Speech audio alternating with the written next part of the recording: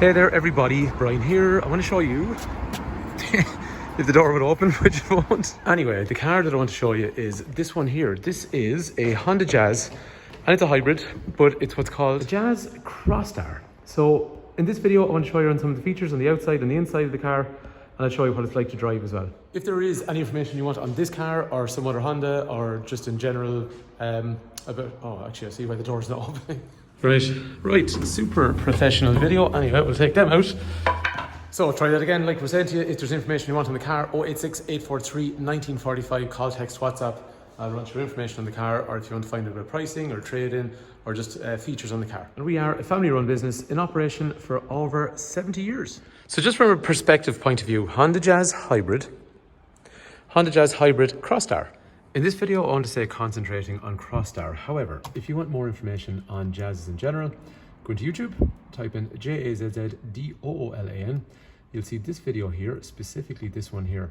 If you go into that, it'll give you a lot of information about Jazz Hybrid, the engine, sitting in the car. Not specifically about the spec per se, just about how the car drives, but a lot of it is going to be about practicality of interiors. And what I also do is I compare it to things like the Hyundai Kona, and I also compare it to things like the Hyundai i20 as well. So it gives you a good idea of where this car can sit. And then this video that we're looking at now is actually the video here that you are watching. This is going to be more specifically just about Crosstar and the differences of the features that you get on Crosstar. Let's start off by going for a drive in the actual Crosstar. So the first thing that always sticks out when I get into these new model Jazz is the visibility in the car and the simplicity of the dashboard and the improved drivability compared to the previous model that went before it. If you get a chance to look at the other video or any other videos I've done on this new model, these cars spend a significant amount of time in EV mode. And they're the type of car that seem to be consistently easily returning somewhere in the region of 4.5 litres per 100 kilometres. They're extremely economical and they sit very nice on a back road like this as well. And this is quite a rough surface. The main thing though, it really is such a panoramic view. When you're looking around when you're driving this car, those thin A-pillars, they're safe, but they're so thin and they give great visibility. The performance on the Crosstar and non-Crosstar models is really way above what was there before. The old ones used to lag a bit from a standing start. These new ones with their simulated gears are much nicer to use. It sounds much nicer, but it's way torquier when you're leaving a roundabout or leaving a set of traffic lights. I think for a lot of people they'll understand, but just to clarify, this is a hybrid car. It will self-charge. There is no plug needed on a car like this, and again I can't emphasize just how economical these cars are. They would actually rival a modern diesel engine in terms of fuel efficiency. And while that sounds like a complete sales pitch, it is actually true. But then again, you have to look at the size of the car, the engine size, power to weight, all that kind of stuff. Anyway, so what are the differences between these two models? So if you're considering Jazz, why would you bother going for Crosstar? Let's just concentrate on looks at the moment. So if you look along here, the normal Jazz has this nice aerodynamic nose that's on the front, and then if you look at the shape of the bumper, comes around like so, nice flat smooth edges. However, when you look at the likes of Crosstar over here, there is a more traditional style grille on that. What I mean is, if you see along here, it has these traditional slats, unlike the softer version that we saw in the non-Crosstar version. So these slats, which are more traditional looking, and then that bumper is way more aggressive down at the bottom. So if you look at the shape on this one here, it's much rounder, whereas this one here is more aggressive the way it comes out. To be fair, Crosstar comes in an executive model, so it's slightly unfair here when we compare the two of these. This one here is an Elegance, which is middle of the road spec. These ones come in executive, which is the high spec. But everything I've talked about so far would be the same. Even if this was an executive compared to an executive, we would still be actually looking at similar kind of visual differences between them. One thing that probably is a function of the fact that this car is the executive, they come with these nice LED front fog lights in through there. And then all the Jazzes then have these nice LED parking lights, daytime running lights. And then they all come with these really nice LED headlights, which I think are pretty classy and upmarket looking. Other differences in terms of visual differences between the two. So the next thing is look at the wheels. So these wheels are nice and they're more like the previous model Jazz. They are a standard 16-inch wheel, which is a nice diamond cut alloy wheel. I'll be honest, some people didn't really like the wheels that come on the non-Crosstar version. Again, a similar sized wheel if you went for the executive. This being an Elegance has a 15, but there's a 16-inch wheel on the Elegance, or sorry, on the executive. These ones here had a more traditional shape, and the feedback we're getting from people is that they prefer this style along here. Nice diamond cut finish, which means it's shiny and reflective and all that kind of stuff as well. So again, after that then, while you're looking at the two cars, you'll start to see this one here has a molded wheel arch, whereas this one doesn't. So I guess when you look at the side of the two cars, the Crosstar probably has a little bit more going on. So this is nice, like the front, nice and smooth, and some, what's the word I'm looking for? Everything looks really kind of color-coded and stuff on the front of the non-Crosstar version. Whereas the Crosstar version here, then, it's a little bit more rugged looking. Again, this moulding is on the front and rear and then translates all the way down the side of the vehicle. And then the other thing that's significant on these as well then is you'll have two roof rails going from front to rear, which are nice brushed aluminium finish, but they do make the car look a bit taller as well. Another thing is, like we're saying, Jazz Crosstar also comes in executive model. So to be fair, if that wasn't executive, it would have tinted windows. This one is only coming in executive, which means, yes, it gets the nice tinted glass along the back as well. And because it's executive, then it's going to get these nice chrome covered mirror caps also. A couple of quick things I want to get out of the way on these cars is in terms of people have asked ride height. So this car is about 3 centimeters even. So 30 odd millimeters, 29 millimeters technically. So it's about 3 centimeters taller in terms of ride height. The tires are about 10 millimeter wider. To be fair, it rides the exact same on the road. Both of them feel the same. I can't really tell the difference between driving Crosstar and driving the non-Crosstar version.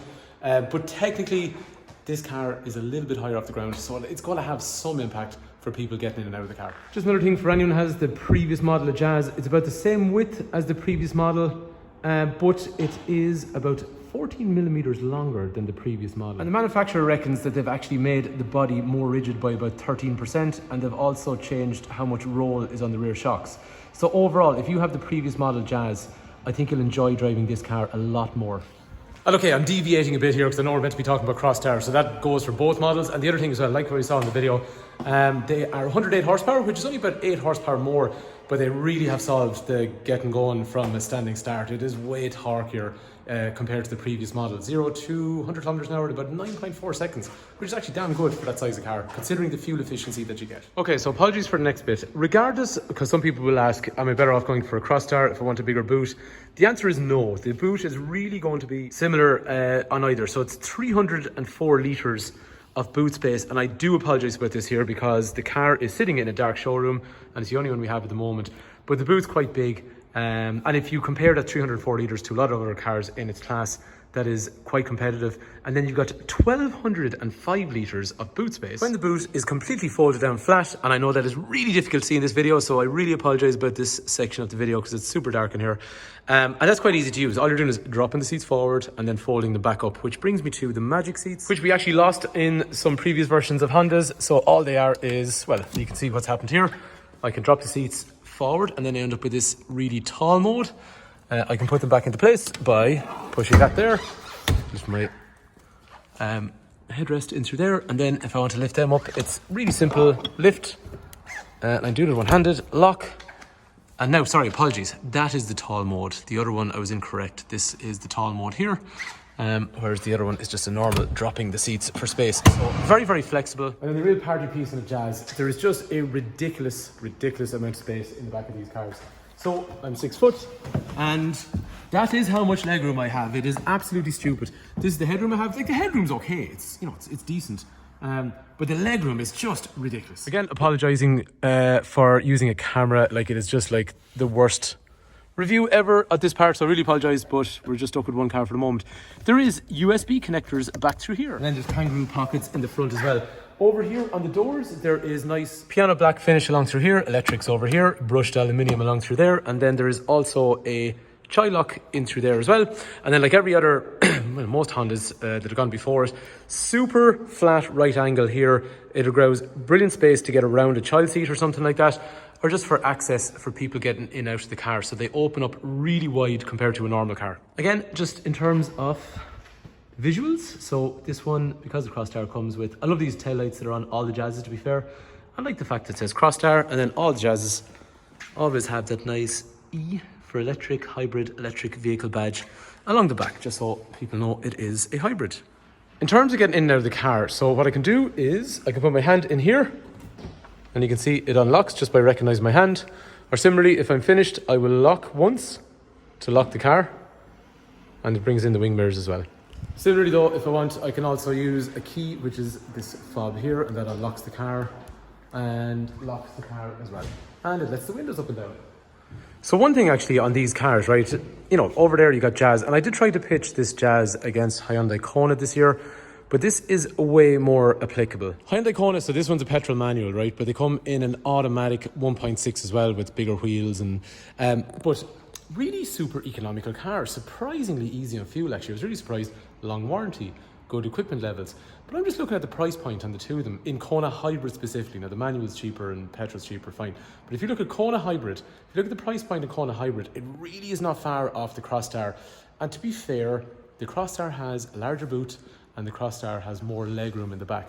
So if you look at the Hyundai Kona and you like it and all that kind of stuff, the rugged look of the Crosstar, I think, puts it very complementary to that.